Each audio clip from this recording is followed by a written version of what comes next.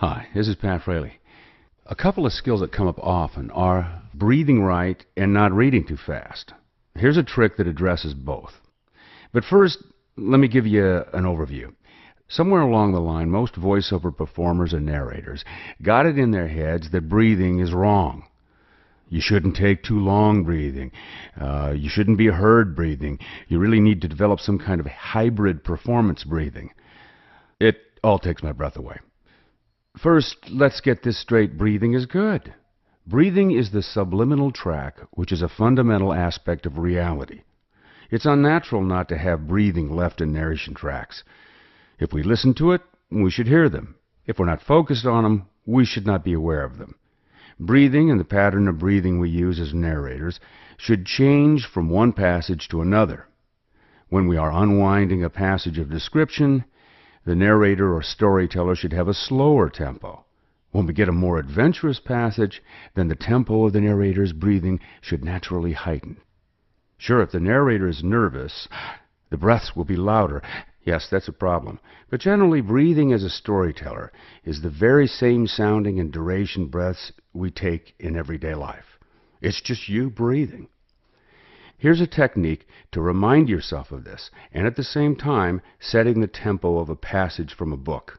The technique is really simple. Just look over your text, and even mumbling it, just focus on how you would breathe naturally as you'd speak that passage. When you get the breath down, focusing on it, then that's when you begin articulating the text. Here I'm demonstrating for a student how to set up your breathing tempo based on the text, and perhaps more importantly, remind you to breathe like a regular human being. The Zombie Survival Guide by Max Brooks. The Pistol. Americans have a special relationship with handguns. They seem to appear in every movie, every TV show, every pop novel, every comic book.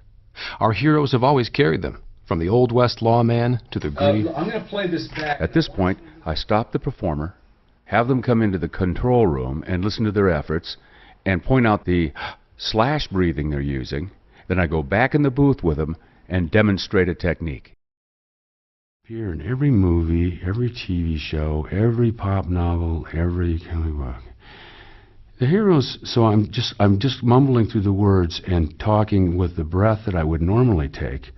And then when I'm ready, I start and I go, Americans have a special relationship with handguns.